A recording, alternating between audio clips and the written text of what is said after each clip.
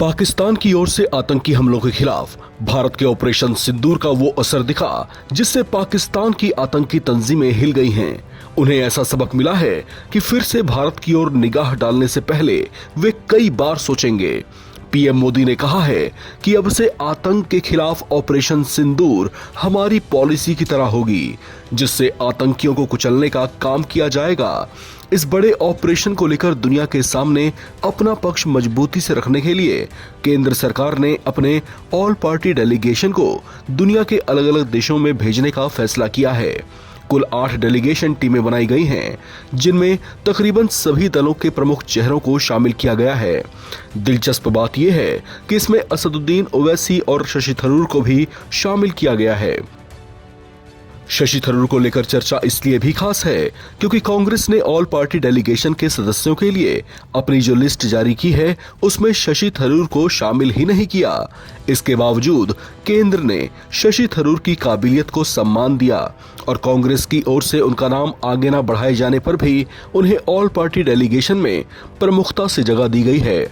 उन्होंने अपनी ही पार्टी की खुद के लिए ऐसी अनदेखी पर नाराजगी जाहिर की।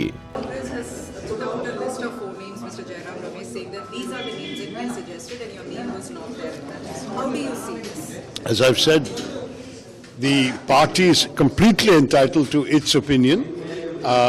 Clearly, this being a government delegation, the government had its own opinion as to who they felt appropriate. And I'm very, I must say, unaware of any further contacts between the government and my party. And I think you should ask those concerned. As far as I'm concerned, I was asked, both in my capacity as a chairman of a parliamentary standing committee dealing with these issues, but also because very kindly the minister talked about my personal experience over the years in international affairs and the need for that experience and such knowledge as I may, such talents as I may possess, to be put to the service of the nation at this time.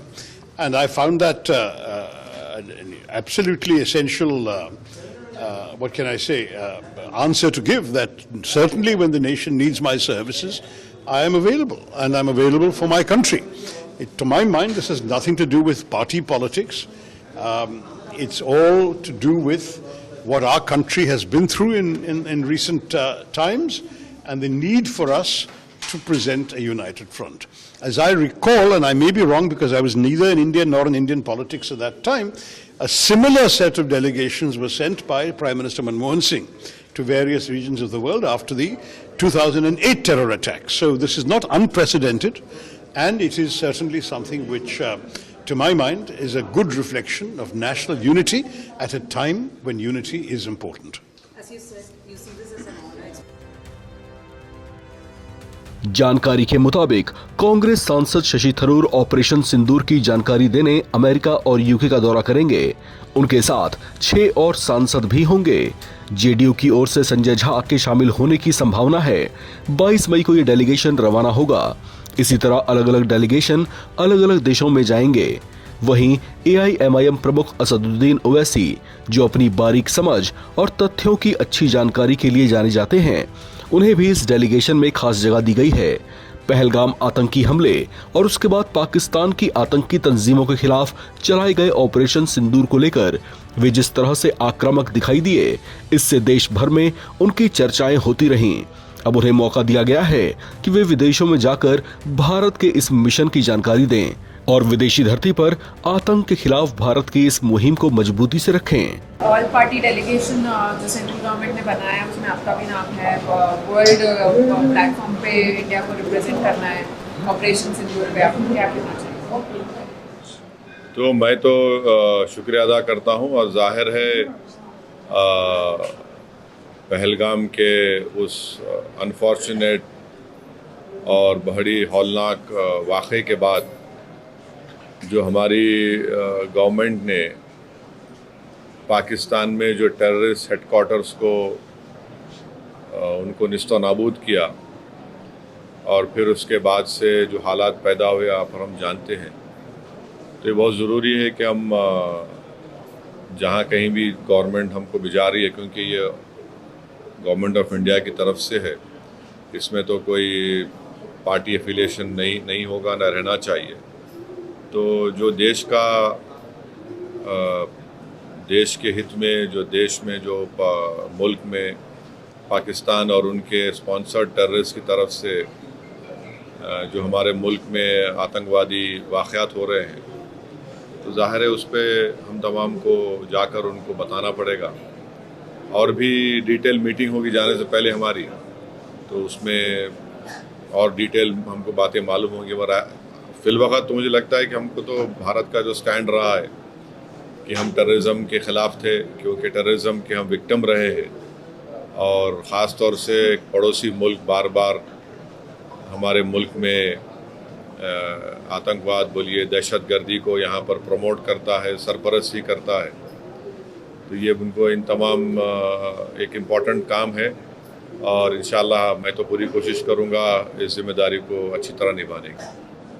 तो कितनी ज़रूरत लगती है इस तरह के delegations को जो है इस वक्त में जाना और दुनिया को बताना, बाकी देशों को कि क्या? देखिए, पहले भी जब अटल बिहारी वाजपेयी वज़ीर आज़म थे, फिर उसके बाद एक डेलीगेशन गया था।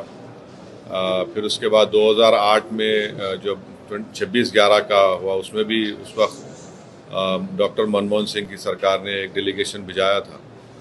तो ये हमारी जिम्मेदारी है, हम पब्लिक के रिप्रेजेंटेटिव हैं, जनता ने हमको चुनकर भिजाया है। तो चुनकर सिर्फ यही नहीं भिजाया कि हम सिर्फ अपने कॉन्स्टिट्यूंसी के बारे में बात करें, बल्कि हम लोग भारत की आवाम को रिप्रेजेंट करते हैं।